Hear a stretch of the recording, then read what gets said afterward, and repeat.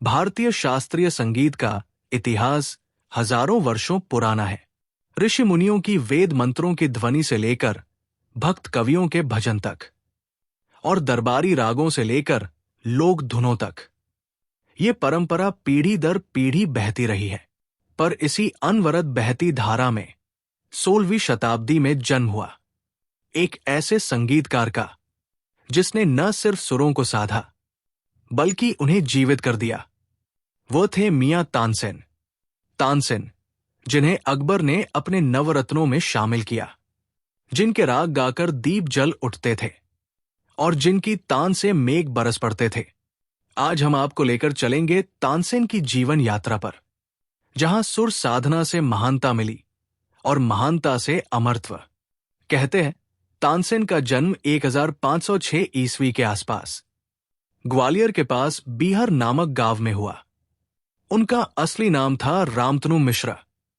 बचपन से ही वो बहुत चंचल और शरारती थे, पर एक बात सबको हैरान करती थी, उनकी आवाज। रामतनु की आवाज बाकी बच्चों जैसी मीठी नहीं थी, बल्कि कर्कश, रूखी और तीखी थी। लोग कहते, इस बच्चे से गाना गवाओगे तो कान फट जाएंगे। लेकिन इस रूखी आवाज के पीछे छिपी थी एक अद्भुत कला। रामतनु को जंगली जानवरों की आवाजों की नकल करने में महारत थी। वे बाघ, शेर, बंदर, पक्षियों सबकी आवाज हूबहू निकाल लेते। गांव के लोग अक्सर जंगल में जाते समय उन्हें साथ ले जाते, क्योंकि यदि कोई जंगली जानवर सामने आ जाए तो रामतनु उसकी आवाज निकालकर उसे भ्रमित कर देते। ये कला उनके लिए जैसे ईश्वर का वरदान थी। बचपन की यही कला एक दिन उनके जीवन की दिशा बदलने वाली थी। कहानी है कि जब रामतनु लगभग 10 वर्ष के थे तो प्रसिद्ध संगीतकार और संत स्वामी हरिदास ग्वालियर से वृंदावन की ओर यात्रा कर रहे थे। स्वामी हरिदास, जिन्हें संगीत का सूरज कहा जाता है, उनका नाम ही अपने आप में संगीत की पहचान था। यात्रा के दौरान वे एक जंगल से गुजर रहे थे। तभी उन्हें दूर से बाघ की दहाड़ सुनाई दी। उनके शिष्य घबरा गए, पर जब वे पास पहुंचे तो देखा कि ये दहाड़ किसी बाघ की नहीं, बल्कि एक छोटे से लड़के रामतनु की थी। स्वामी हरिदास ने उस बालक को बुलाया। उन्होंने उसकी आंखों में देखा। एक साधक, एक गुरु की नजर कभी गलत नहीं होती। उन्होंने पहचान लिया कि यह बालक साधारण नहीं है। उसमें कुछ है, कुछ ऐसा जो समय के साथ भारत की संगीत परंपरा को एक नई ऊंचाई देगा। स्वामी हरिदास ने उसके माता पिता से अनुमति ली और रामतनु को अपने साथ वृंदावन ले गए। वहीं से शुरू हुआ रामतनु का संगीत साधना का असली सफर। स्वामी हरिदास केवल संगीत के गुरु नहीं थे, वे भक्त थे मीरा और सूरदास के समकालीन। उनका मानना था, संगीत केवल कला नहीं, ये ईश्वर से जुड़ने का माध्यम है। गुरु ने रामतनु को पहला पाठ पढ़ाया। संगीत अहंकार से नहीं, समर्पण से जन्म लेता है। वर्षों तक रामतनु ने कठोर साधना की। सुबह से रात तक रियाज, सैकड़ों बार एक ही आलाप को दोहराना, घंटों तक एक ही सुर पर टिके रहना। यह साधना केवल संगीत सीखने की नहीं थी, बल्कि आत्मा को शुद्ध करने की थी। धीरे धीरे रामतनु की कर्कश आवाज बदलने लगी। सुर साफ होने लगे, आवाज में मधुरता आ गई। जो बालक कभी जंगल की आवाजें निकालता था, अब उसके गले से रागनी बहने लगी। स्वामी हरिदास ने उन्हें नया नाम दिया, तनसेन। और इस तरह जन्म हुआ उस महान गायक का, जिसे आने वाले समय में दुनिया मियां तानसेन कहकर पुकारेगी। तानसेन का बचपन संघर्षपूर्ण था, पर गुरु के आशीर्वाद और साधना की शक्ति ने उसे वो बना दिया जो आगे चलकर अकबर के दरबार में नवरत्न कहलाया। यात्रा अभी शुरू ही हुई थी। आगे उनका सामना होगा दरबारी जीवन से, प्रतिस्पर्धाओं से और उन अद्भुत रागों से जिन्होंने इतिहास रच दिया। आइए अगले भाग में चलते हैं, जहां तानसेन का नाम पहली बार राज दरबारों में गूंजता है। वृंदावन में स्वामी हरिदास की शरण में रामतनु अब तनसेन बन चुके थे। वो सिर्फ एक विद्यार्थी नहीं, बल्कि एक साधक थे, जिन्होंने अपने जीवन का हर क्षण संगीत के नाम समर्पित कर दिया था। गुरु ने उन्हें रागों का गूढ़ ज्ञान दिया और साथ ही सिखाया कि संगीत का असली उद्देश्य श्रोताओं का मन बहलाना नहीं, बल्कि आत्मा को ईश्वर से जोड़ना है। दिन का हर पहर तनसेन की साधना से गूंजता। सुबह ब्रह्म मुहूर्त में, जब गंगा के किनारे या यमुना तट पर सिर्फ पक्षियों की चहचहाहट सुनाई देती थी, वहां तनसेन का आलाप गूंजता। कभी वे भैरव गाते, तो कभी तोड़ी। घंटों घंटों तक तानपुरे पर टिके रहना, ये साधना तनमन को गढ़ रही थी। गुरु हरिदास कभी कभी आंखें बंद करके सुनते और मुस्कुरा देते। वे जानते थे, ये बालक आने वाले समय में भारतीय संगीत का सबसे उज्जवल सितारा बनेगा। साधना के वर्षों बाद तनसेन ने अपनी आवाज पर अद्भुत नियंत्रण पा लिया। अब उनका गला न सिर्फ मधुर था, बल्कि शक्तिशाली भी था। राग में डूबकर जब वे गाते, तो लगता मानो प्रकृति खुद उनके साथ सुर मिला रही हो। यही वो दौर था जब तनसेन ने अपने कई प्रसिद्ध रागों की नींव रखी। दरबारी कान्हड़ा, मियां की तोड़ी, मियां की मल्हार, ये सब उनकी साधना के फल थे। कहते हैं, प्रतिभा कभी छिपी नहीं रहती। तनसेन का नाम धीरे धीरे आसपास के गांवों और राज दरबारों तक पहुंचने लगा। एक बार ग्वालियर के राजा मान सिंह तोमर के दरबार में एक संगीत समारोह हुआ। तनसेन को भी आमंत्रित किया गया। वो उनके जीवन का पहला बड़ा मंच था। जब सभा सजी और तनसेन ने राग छेड़ा, तो पूरा दरबार मंत्रमुग्ध हो गया। राजा ने स्वयं उठकर उन्हें आशीर्वाद दिया। कहा, आज हमने ऐसा गान सुना जो आत्मा को झंकृत कर गया। ये पहला अवसर था जब एक साधक लोकप्रिय गायक बनने की ओर बढ़ा। अब धीरे धीरे विभिन्न छोटे बड़े दरबारों से बुलावे आने लगे। कहीं धार्मिक उत्सव पर, कहीं राजकीय समारोह पर, हर जगह तनसेन की तान गूंजने लगी। उनकी ख्याति बढ़ती जा रही थी। लोग कहते, उसके गले में भगवान का वास है।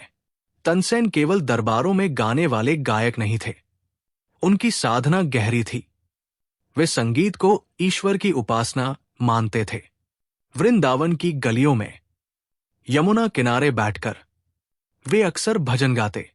उनकी धुन में इतनी शक्ति होती कि साधारण शब्द भी भक्ति का अनुभव करा देते। उनका मानना था, जब सुर शुद्ध हो तो वो केवल कानों में नहीं, सीधे हृदय में उतरता है। यही कारण था कि आम जनता से लेकर राजाम हाराजा तक सब तनसेन की तान पर झूम उठते।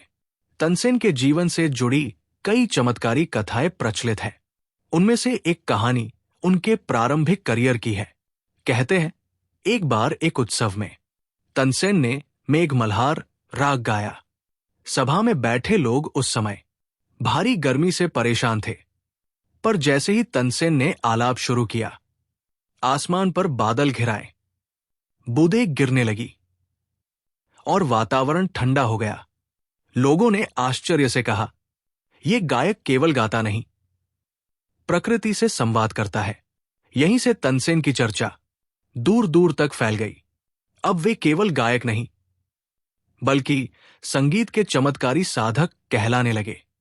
समय बीतता गया। तनसेन का नाम इतना फैल गया कि उसकी गूंज दिल्ली के शाही महल तक पहुंच गई। मुगल सम्राट अकबर, जो कला और संस्कृति के महान संरक्षक थे, उन्होंने सुना कि ग्वालियर में एक ऐसा गायक है जिसके सुर से दीपक जल उठते हैं और मेघ बरसने लगते हैं। अकबर ने तत्काल दूत भेजा और तनसेन को अपने दरबार में बुलवाया। ये बुलावा उनके जीवन की सबसे बड़ी और ऐतिहासिक घड़ी थी, क्योंकि अब उनकी तान सिर्फ छोटे राज दरबारों तक सीमित नहीं रहने वाली थी। अब उसका गूंजना था अकबर के शाही दरबार में। साधना और भक्ति से शुरू हुई तानसेन की यात्रा अब उस मुकाम पर पहुंच चुकी थी जहां उन्हें इतिहास में अमर होना था। अगले भाग में हम देखेंगे कैसे अकबर के दरबार में तानसेन का स्वागत हुआ और कैसे वे नवरत्न के रूप में भारतीय संगीत के शिखर पर पहुंचे। 16वीं शताब्दी का भारत, दिल्ली का लाल किला और अकबर का शाही दरबार, ये केवल राजनीति का केंद्र नहीं था, बल्कि कला, संस्कृति और साहित्य का भी धाम था। कला प्रेमी सम्राट अकबर, जो खुद संगीत में गहरी रुचि रखते थे, हमेशा प्रतिभाशाली कलाकारों को अपने दरबार में आमंत्रित करते। उन्हीं के कारण दरबार में नवरत्न की परंपरा बनी। और अब इस दरबार में आने वाले थे संगीत की दुनिया के सबसे चमकदार नवरत्न मियां तानसेन। ग्वालियर से दिल्ली तक की यात्रा पूरी करने के बाद तानसेन शाही महल पहुंचे। राज दरबार सजा हुआ था। मुलायम कालीन, झूमर और पंक्तियों में बैठे दरबारी। सिंहासन पर बैठे थे सम्राट अकबर। उनकी आंखों में उत्सुकता थी। उन्होंने सुना था कि ये गायक संगीत से चमत्कार कर देता है। आज वे खुद उसे सुनने वाले थे। तानसेन को दरबार में बुलाया गया। साधारण वस्त्र, गले में तानपुरा और चेहरे पर संत जैसी शांति। उन्होंने सम्राट को प्रणाम किया। अकबर ने मुस्कुराते हुए कहा, हमने तुम्हारे बारे में बहुत सुना है। आज हम तुम्हारी तान सुनना चाहते हैं। तानसेन ने हाथ जोड़कर उत्तर दिया, जहांपनाह, ये तो ईश्वर का दिया हुआ वरदान है। मैं तो केवल उनका दास हूं। आपकी आज्ञा हो तो राग प्रस्तुत करूं। कहते हैं पहला प्रदर्शन इतना अद्भुत था कि आज भी लोग उसकी चर्चा करते हैं। तानसेन ने राग दीपक छेड़ा। गहरे स्वर में आलाप शुरू हुआ। सा, रे, ग, म, और धीरे धीरे स्वर ऊंचे होते गए। पूरे दरबार में सन्नाटा छा गया। सभी दरबारी अपनी सांसें थामे सुन रहे थे। जैसे ही राग की तानें गूंजने लगी, दियों की लौ तेज होने लगी। कुछ दीपक अपने आप जल उठे। दरबार के लोग हैरान रह गए। सम्राट अकबर की आंखों में चमक आ गई। उन्होंने कहा, यह केवल संगीत नहीं, ये तो चमत्कार है। ये क्षण इतिहास में दर्ज हो गया। पहली ही प्रस्तुति में तानसेन ने ऐसा प्रभाव छोड़ा कि दरबार हमेशा के लिए उनका दीवाना हो गया। अकबर ने तत्काल घोषणा की, आज से तानसेन हमारे दरबार का हिस्सा है। वे नवरत्नों में से एक होंगे। परंतु दरबार में सभी लोग खुश नहीं थे। कुछ दरबारी, जो पहले से अकबर के प्रिय गायक थे, तानसेन की लोकप्रियता से असहज हो उठे। वे सोचने लगे, ये नया गायक हमारी जगह न ले ले। पर सच ये था कि तानसेन का कोई मुकाबला ही नहीं था। उनकी तान केवल कानों तक नहीं, सीधे हृदय तक पहुंचती थी। अकबर और तानसेन के बीच का रिश्ता केवल कलाकार और सम्राट का नहीं था, वो एक गहरी मित्रता थी। अकबर घंटों तक तानसेन का गान सुनते। कभी आधी रात को उन्हें बुला लेते और कहते, तानसेन, आज हमें राग दरबारी सुनाओ। तानसेन हर बार सम्राट को निराश नहीं करते।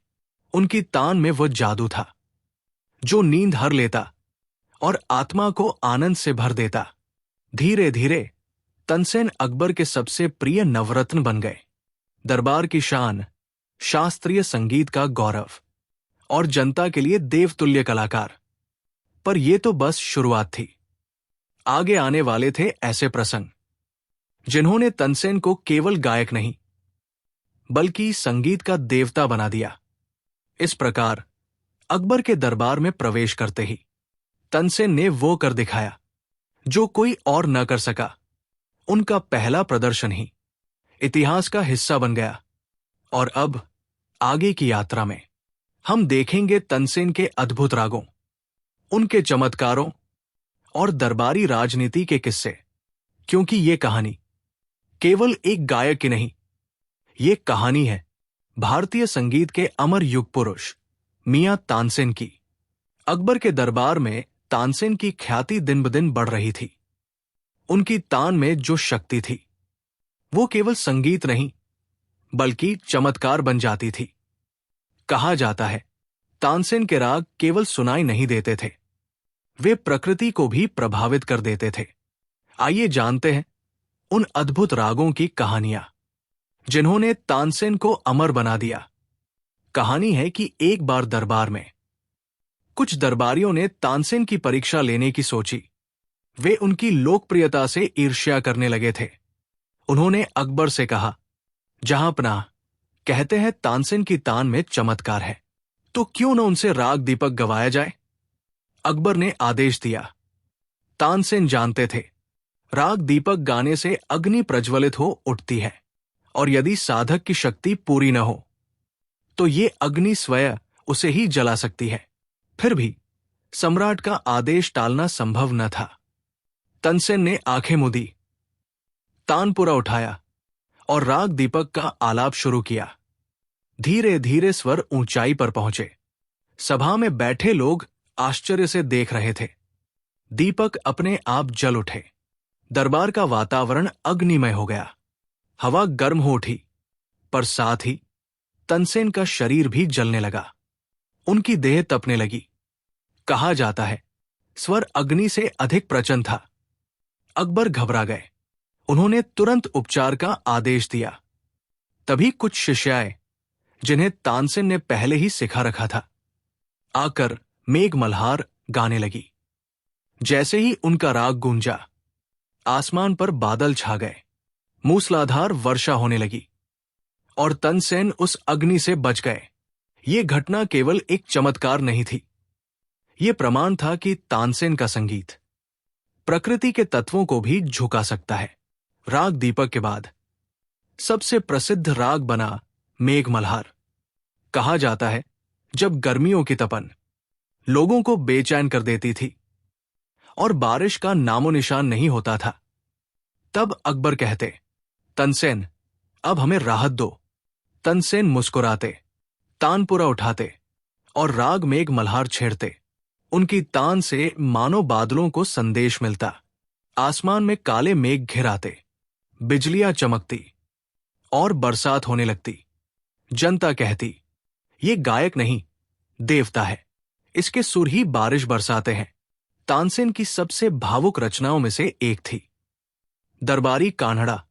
कहा जाता है अकबर जब थके हारे या चिंतित होते तो तानसेन से ये राग गाने को कहते। तानसेन जब दरबारी कान्हड़ा गाते तो पूरी सभा गहरी शांति में डूब जाती। लोग कहते, ये राग हृदय को भिगो देता है और आत्मा को शांत कर देता है। आज भी ये राग भारतीय शास्त्रीय संगीत का सबसे गंभीर और गहन राग माना जाता है। तानसेन ने कई रागों को नया रूप दिया।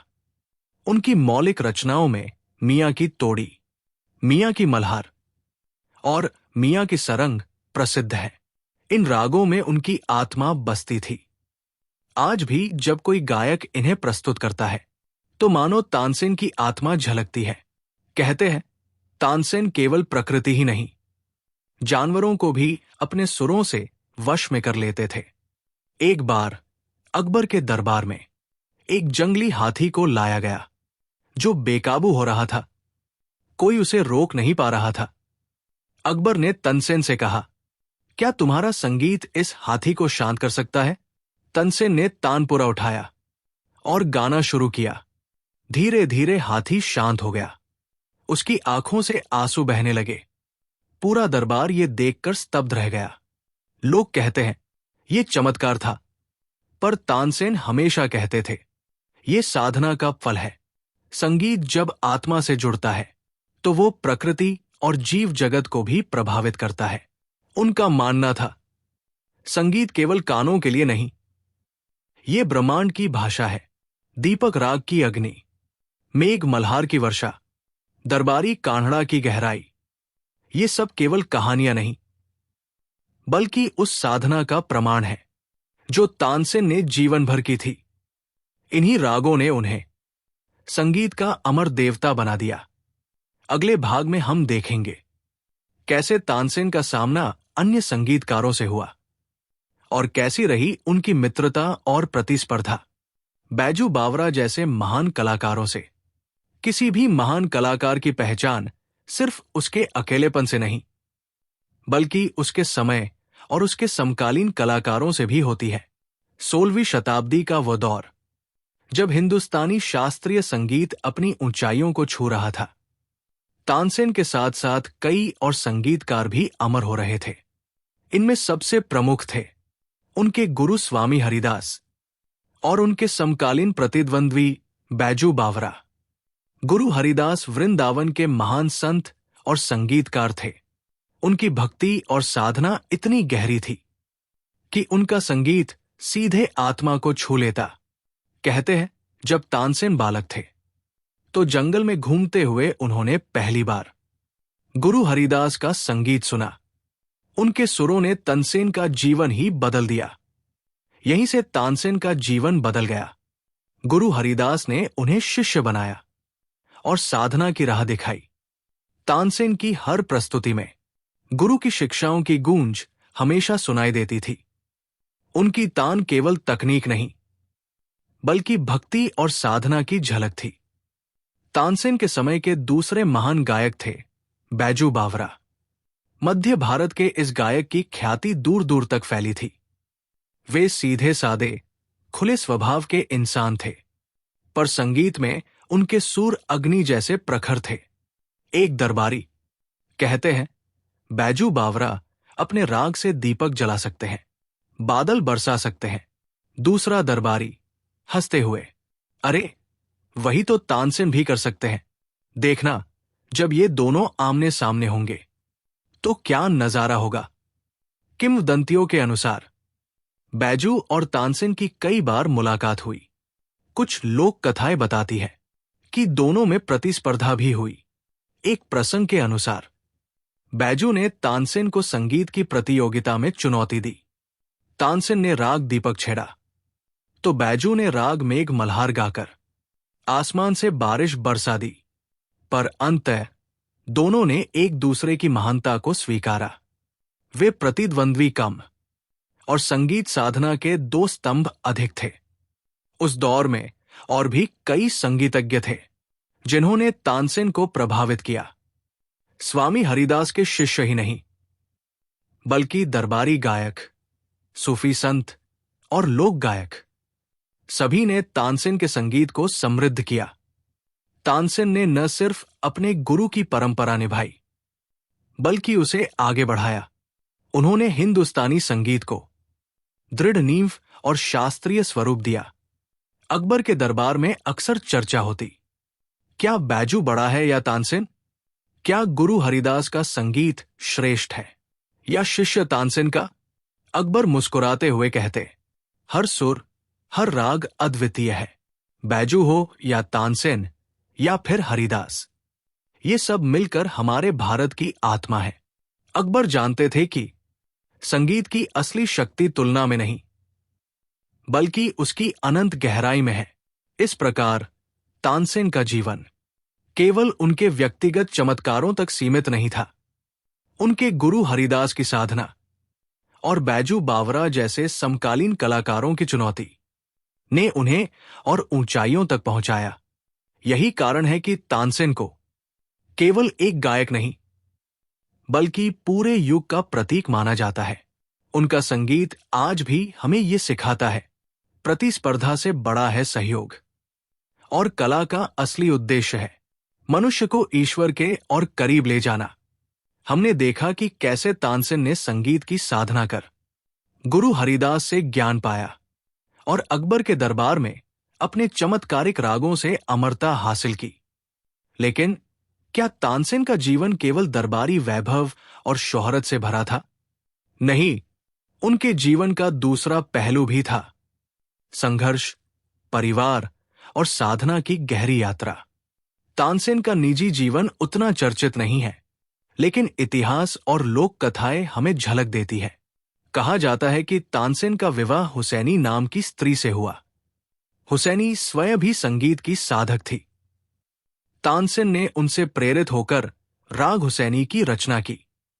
तानसेन के बच्चे भी संगीत में दक्ष थे। उनके पुत्र और पुत्रियां दरबारी संगीतज्ञ बने। उनमें से बिलास खां और सूरत सेन के नाम विशेष प्रसिद्ध है। वैभव और शोहरत के बीच भी तानसेन को जीवन में कई संघर्षों का सामना करना पड़ा। इतिहासकार बताते हैं कि गहन साधना और लगातार गायन ने उनके स्वास्थ्य को प्रभावित किया।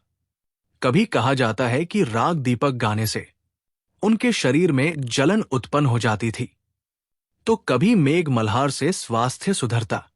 उनके जीवन का ये संघर्ष, कला और शरीर के बीच का संतुलन हमेशा उनके साथ रहा। तानसेन का जीवन केवल शास्त्रीय संगीत की तकनीक तक सीमित नहीं था। उनकी साधना का उद्देश्य आत्मा और ईश्वर से जुड़ना था। गुरु हरिदास की शिक्षा हमेशा उनके साथ रही कि संगीत केवल कानों को नहीं बल्कि आत्मा को छूना चाहिए। कहते हैं तानसेन अक्सर वृंदावन जाकर अपने गुरु की याद में साधना करते। उनकी रचनाओं में वही गहराई और भक्ति झलकती थी। शाही दरबार में रहते हुए भी तानसेन हमेशा सरल और विनम्र बने रहे। वे जानते थे कि प्रतिभा ईश्वर की देन है। कहा जाता है कि वे कभी अपने गुरु हरिदास को नहीं भूले। हर उपलब्धि पर वे मन ही मन गुरु को याद करते। यही विनम्रता उन्हें और महान बनाती थी।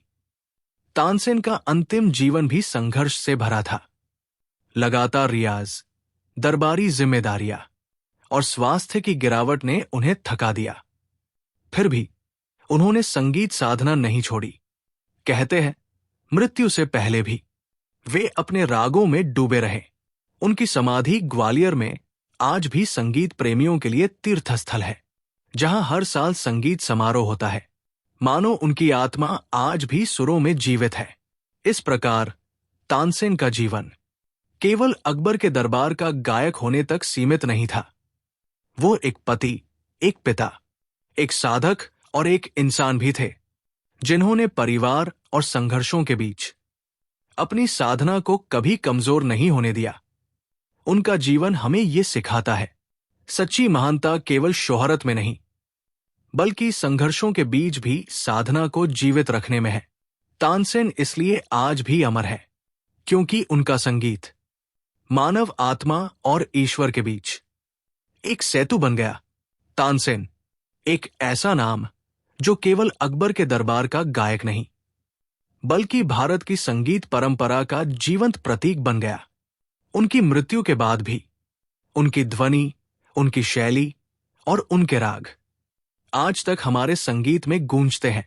आइए जानते हैं तानसेन की वो विरासत जो आज तक भारतीय संगीत को दिशा देती आ रही है।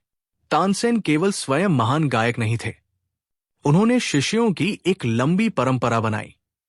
उनके पुत्र बिलास खां, सूरत सेन और अन्य वंशज संगीत में दक्ष हुए। कहा जाता है कि उनके परिवार से कई घराने जन्मे, विशेषकर ग्वालियर घराना, जो आज भी हिंदुस्तानी शास्त्रीय संगीत की सबसे प्राचीन और प्रतिष्ठित धारा है, सीधे सीधे तानसेन की परंपरा से जुड़ा माना जाता है। याद रखो, सुर केवल अभ्यास से नहीं, मन की शुद्धि से निकलते हैं। शिष्य विनम्र होकर, गुरुदेव, आपके स्वर हमारे लिए मार्ग है। तानसेन ने हिंदुस्तानी शास्त्रीय संगीत को नई ऊंचाइयों तक पहुंचाया। उनके राग दीपक, मेघ मल्हार, दरबारी कान्हड़ा, मियां की टोड़ी, मियां की मल्हार आज भी गाए और बजाए जाते हैं।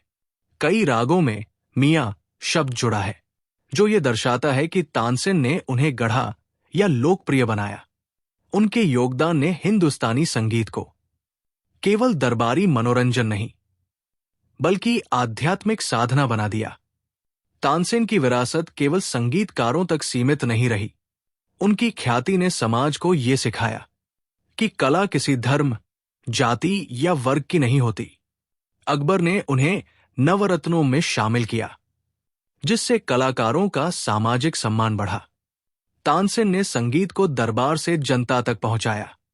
आज भी चाहे शास्त्रीय गायन हो या बॉलीवुड के गीत, तानसेन की परंपरा हर जगह दिखाई देती है। हर साल ग्वालियर में तानसेन संगीत समारोह आयोजित होता है, जहां देश विदेश के कलाकार उन्हें श्रद्धांजलि देते हैं। ये समारोह केवल एक उत्सव नहीं, बल्कि उस अमर विरासत का प्रतीक है जो सैकड़ों सालों से संगीत प्रेमियों को जोड़ रहा है। तानसेन की ख्याति केवल भारत तक सीमित नहीं रही। विदेशी यात्रियों और इतिहासकारों ने भी उनकी प्रतिभा का वर्णन किया। आज जब पश्चिमी दुनिया में भारतीय संगीत का अध्ययन होता है, तो तानसेन का नाम अनिवार्य रूप से लिया जाता है। वे विश्व पटल पर भारतीय संगीत की पहचान बने। तानसेन की विरासत केवल रागों तक नहीं, बल्कि उनके जीवन दर्शन तक फैली है। उन्होंने सिखाया कि संगीत केवल मनोरंजन नहीं, बल्कि ईश्वर से मिलने का मार्ग है। उनका जीवन ये संदेश देता है कि प्रतिभा तभी महान बनती है जब उसमें साधना, विनम्रता और भक्ति हो। तानसेन ने जो स्वर छेड़े, वे समय की सीमाओं को पार कर आज भी हमारे दिलों में गूंजते हैं। उनकी विरासत ने हमें दिया संगीत का अमूल्य खजाना और ये सीख कि कला का उद्देश्य आत्मा को जोड़ना है। तानसेन, भारत के संगीत सम्राट, आज भी जीवित है। हर सुर, हर राग और हर धुन में तानसेन केवल एक नाम नहीं, बल्कि भारतीय संगीत की वो ध्वनि है जो सदियों से गूंज रही है। एक बालक से शुरू हुई यात्रा, गुरु हरिदास की साधना, अकबर के दरबार की शोभा और चमत्कारिक रागों की शक्ति, ये सब हमें एक ही सीख देते हैं। सच्ची कला केवल रियाज, श्रद्धा और आत्मा की पवित्रता से जन्म लेती है। तानसेन ने हमें दिखाया कि संगीत केवल सुरों का मेल नहीं, बल्कि ईश्वर तक पहुंचने का माध्यम है। उनके राग दीपक में अग्नि की ज्वाला थी, मेघ मल्हार में वर्षा की शीतलता थी और दरबारी में आत्मा की गहराई। उन्होंने हर राग में जीवन भरा और यही उनकी सबसे बड़ी विरासत है। आज भी ग्वालियर में उनकी समाधि पर हर वर्ष तानसेन संगीत महोत्सव होता है। देश विदेश के कलाकार आते हैं और सुरों के जरिए उस महान गायक को नमन करते हैं। ये हमें बताता है कि असली कलाकार भले शरीर छोड़ देता है, लेकिन उसकी कला अमर हो जाती है। तानसेन का जीवन हमें ये भी सिखाता है कि संघर्ष, आलोचना और कठिनाइयां हर कलाकार के रास्ते में आती है, लेकिन जो अपनी कला को पूजा मान लेता है, उसके सुर युगों युगों तक गूंजते रहते हैं। उन्होंने कभी प्रसिद्धि के लिए नहीं, बल्कि संगीत को साधना मानकर जीवन जिया। आज जब हम संगीत सुनते हैं, चाहे शास्त्रीय हो या आधुनिक, कहीं न कहीं उसमें तानसेन की आत्मा समाई हुई है। उनका नाम हर आलाप, हर तान और हर सुर में आज भी जीवित है, और यही एक सच्चे कलाकार की सबसे बड़ी पहचान है। तानसेन हमें ये प्रेरणा देते हैं कि कला केवल मनोरंजन नहीं, बल्कि आत्मा को छूने वाली साधना है। अगर समर्पण हो तो इंसान समय को भी पार कर अमरता पा सकता है। तानसेन चले गए, लेकिन उनके सुर, उनके राग आज भी हवा में बहते हैं, पानी में गूंजते हैं और दिलों में बसते हैं। तानसेन, सुरों का जादूगर, जो हमें हमेशा याद दिलाता है कि सच्ची साधना से जन्मा कला का हर स्वर ईश्वर का ही स्वर है।